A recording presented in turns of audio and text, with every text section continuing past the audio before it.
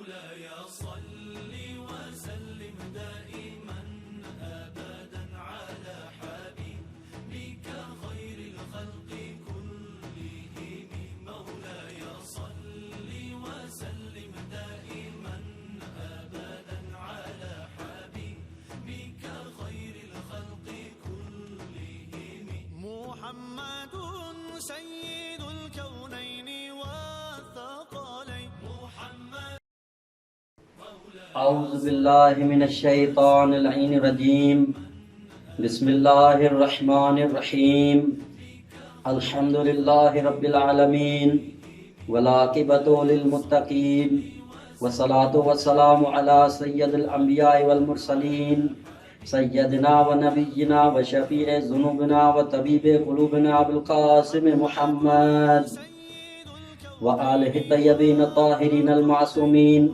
من یومنا هذا الى یوم الدین والعنت اللہ علی اعدائهم اجمعین اما بعد فقد قال اللہ تبارک و تعالی فی محکم قرآن المجید بسم اللہ الرحمن الرحیم مثل الذین حملوا التوراة ثم لم يحملوها كمثل الحمار يحمل اسفارا بئس مثل القوم الذین كذبوا بآیات اللہ واللہ لا يهدی القوم الظالمین۔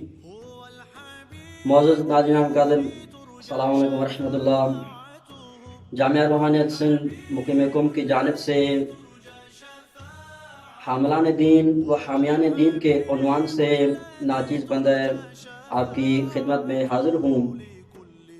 اللہ تعالیٰ نے انسانیت کے تمام انسانوں کے ہدایت کے لیے دین کو ترتیب دیا ہے، اور یہ دین ہر دور میں رہا ہے۔ کوئی بھی ایسا زمانہ نہ گزرا ہو جس میں دین نہ ہو۔ سب سے پہلے دین کی معنی جانتے ہیں کہ دین کی لغوی معنی ہے دستور، آئین یا قانون جسے کہتے ہیں، اور شرعی اصطلاحی معنی یہ ہے کہ خدا کی جانب سے انبیاؤں کے ذریعے بندوں کے لیے لائے گئے دستور کو دین کہتے ہیں۔ اچھا، یہ جب ہر دور میں دین رہا ہے تو سوال یہ پیدا ہوتا ہے کہ ہمارے لیے بھی دین ہے کوئی؟ امت مصطفیٰ کے لیے کون سا دین ہے؟ تو ہاں، یقیناً قرآن نے یہی جواب دیا ہے۔ قرآن مجید میں اللہ تبارک و تعالی ارشاد فرماتا ہے هو الذی ارسل رسولہ بالہدی ودین الحق لِيُظْهِرَهُ عَلَى الدِّينِ كُلِّهِ وَلَوْ كَرِهَ الْمُشْرِكُونَ کہ اس اللہ نے اپنے رسول کو ہدایت کے ساتھ اور دین حق کے ساتھ بھیجا ہے۔ ہدایت کے ساتھ اور دین حق کے ساتھ اللہ نے اپنے رسول کو بھیجا ہے تاکہ وہ جو دین حق رسول کے ساتھ آیا ہے تمام ادیان عالم پر ظاہر ہو جائے، اگرچہ مشرکوں پر یہ بات ناگوار گزری۔ اچھا، تو اب سوال پیدا ہوتا ہے کہ اس دین کا نام کیا ہے؟ دین، کیونکہ دین تو کئی ہیں، دین یہودیت پہ ہے، دین عیسائیت پہ ہے، دین مجوسیت پہ ہے، دین حنفی پہ ہے، مختلف دین ہے، ادیان ہے، لیکن جو نبی کے ساتھ دین آیا ہے وہ کون سا ہے؟ تو خداوند متعال نے یہ ارشاد فرمایا ہے ان الدین عند اللہ الاسلام، کہ خدا کے نزدیک اسلامی دین پسند ہے۔ یعنی یہ بات ثابت ہو گئی کہ خدا کو یہودیت کا دین پسند نہیں ہے، عیسائیت کا دین پسند نہیں ہے، مجوسیت کا دین پسند نہیں ہے۔ اگر خدا کو پسند ہے تو وہ دین اسلام ہے۔ اور دین اسلام کے بارے میں خداوند متعال نے قرآن مجید میں یہ ارشاد فرمایا ہے یا ایھا الذین آمنوا ادخلوا فی السلم کافہ ولا تتبعوا خطوات الشیاطین انہ لکم عدو مبین۔ اے ایمان والو، اپنے آپ کو اسلام کے مکمل دائرے میں داخل کرو اور شیطانی راستوں پہ مت چلو، یہ تمہارا کھلم کھلا دشمن ہے۔ اب پتہ چل گیا کہ خدا نے دین اسلام بھیجا ہے، اسلام میں مکمل دائرے میں داخل ہونے کا حکم ہے، اور اس دین اسلام کی ایک بڑی خصوصیت یہ ہے کہ قرآن کہتا ہے لا اکراہ فی الدین، دین میں کوئی جبر نہیں ہے، دین میں کوئی جبر نہیں ہے. دنیا کے تمام دستورات میں دینوں میں جبر ہے لیکن اسلام میں کوئی جبر نہیں ہے. لہذا عزیزان من ہمارے لیے دین اسلام ہے. اب دین کو ماننے والے میں کچھ گروہ ہیں. سب سے پہلے کچھ ایسے افراد ہیں جو دین سے انکاری ہیں, دین کو مانتے ہی نہیں ہیں, کہتے ہیں کہ ہمیں دین نہیں چاہیے. کچھ ایسے ہیں جو دین کا کچھ حصہ لیتے ہیں, کچھ کو چھوڑ دیتے ہیں. یہ ان کا یہ ایک گروہ ایسے بھی ہے. کچھ ایسے ہیں جو اپنی مرضی سے دین میں ترمیم کرتے ہیں, کہتے ہیں کہ بھئی یہ قانون صحیح ہے, یہ قانون غلط ہے, یعنی اپنی مرضی کے مطابق دین میں ترمیم کرتے ہیں. اچھا, کچھ ایسے ہیں جو صرف دین کی حمایت کرتے ہیں, دینی قوانین کی حمایت کرتے ہیں, یعنی وہ ہیں حامیان دین, یعنی دین کی صرف حمایت کرتے ہیں. کچھ افراد ایسے ہیں جو حاملان دین ہیں, یعنی دین پر عمل پیرا ہیں. عزیزان من خدا کو حاملان دین کی ضرورت ہے. یہ دو اصطلاحیں ہیں, ان پر تھوڑی دقت کیجیے. قرآن مجید میں اللہ تعالیٰ نے ارشاد فرمایا ہے مثل الذین حملوا التوراۃ. یہ حامیان دین کے بارے میں قرآن کہتا ہے کہ ان کی مثال ایسے ہے جیسے توریت بنی اسرائیل پر تورات کو نازل کیا گیا, ثم لم یحملوها, لیکن انہوں نے بنی اسرائیل نے جو ہے تورات کو نہ اٹھایا, تورات پر عمل نہ کیا ہے. تو فرماتے ہیں کمثل الحمار یحمل اسفارا, اس کی مثال ایسے ہے جیسے گدھے پر کتابیں لدی ہوئی. اچھا, تو یعنی خدا نے یہ اصطلاح استعمال کی ہے حملو. حملو فعل مجہول ہے جس کو انگریزی میں پیسے وائز کہتے ہیں. یعنی تورات تو بنی اسرائیل کے لیے لایا گیا لیکن انہوں نے بنی اسرائیل نے تورات پر عمل نہ کیا. اسی طرح ہمارے لیے بھی اسلام تو ہے, ہمارے لیے نماز ہے, ہمارے لیے روزہ ہے, ہمارے لیے حج ہے, ہمارے لیے قرآن ہے. آیا ہم عمل بھی کرتے ہیں یا نہیں کرتے؟ اگر ہم عمل کرتے ہیں دین اسلام پر تو ہم حامیان دین نہیں بلکہ حاملان دین ہیں.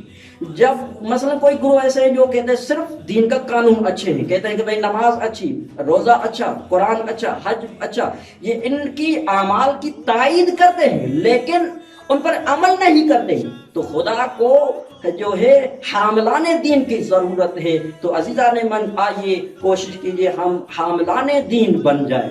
اچھا, حاملان دین کیسے بنیں گے کہ صرف ایک لمحہ چاہیے ہمیں, خلوص کا لمحہ چاہیے جس میں ہم حامل دین بن سکتے ہیں. وہ خلوص کا لمحہ صرف ایک ہی لمحہ ہوتا ہے, ان کے لیے صدیوں سالوں کی ضرورت نہیں ہے کہ دین کے حاملان بن گئے. نہیں, ایک مشہور واقعہ ہے, پیغمبر اسلام صلی اللہ علیہ وآلہ وسلم کی بارگاہ میں ایک چرواہا آیا اور کہا یا رسول اللہ مجھے جلدی بھی ہے اور دین بھی سیکھنا ہے, مجھے 2 سطر میں دین سکھائیے گا.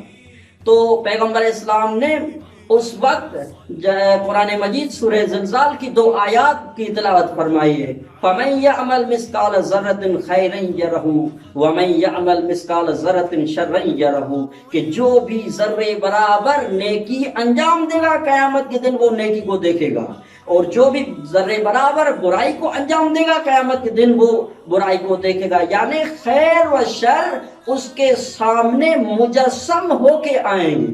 تو وہ شخص کہا کہ یا رسول اللہ میں دین سمجھ گیا, وہ خدا حافظ کہہ کے چلا گیا.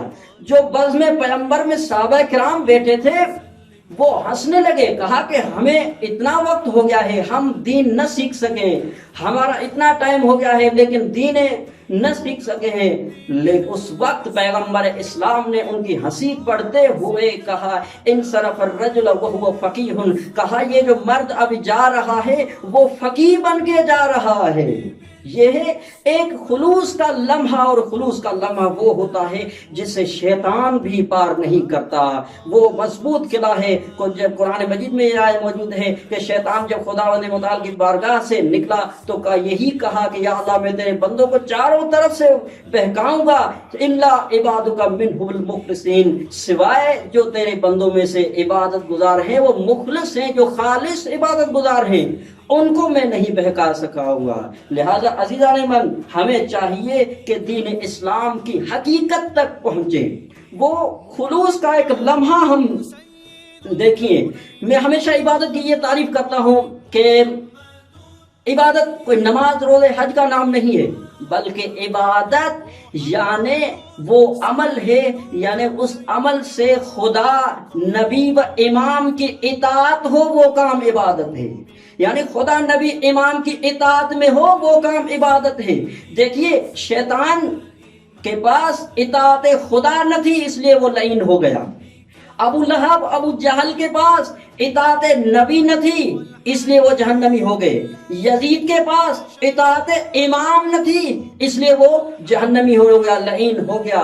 اس لیے ہم اپنا محاسبہ آپ کریں کہ میں کتنا عمل کر رہا ہوں، آیا میں حاملان دین کتنا ہوں، دین پر عمل پیرا میں کتنا ہوں۔ لہذا عزیزان من اپنا محاسبہ آپ کروں، خود دیکھوں کہ مجھ سے خدا کیا تقاضا کر رہا ہے، نبی کیا تقاضا کر رہا ہے، امام کیا تقاضا کر رہا ہے، یعنی جو بھی خدا چاہے وہ ہم عمل انجام دے، جو بھی نبی چاہیں وہ ہم عمل انجام دے، جو بھی امام چاہیں وہ ہم عمل انجام دے۔ والسلام علی من اتبع الہدی۔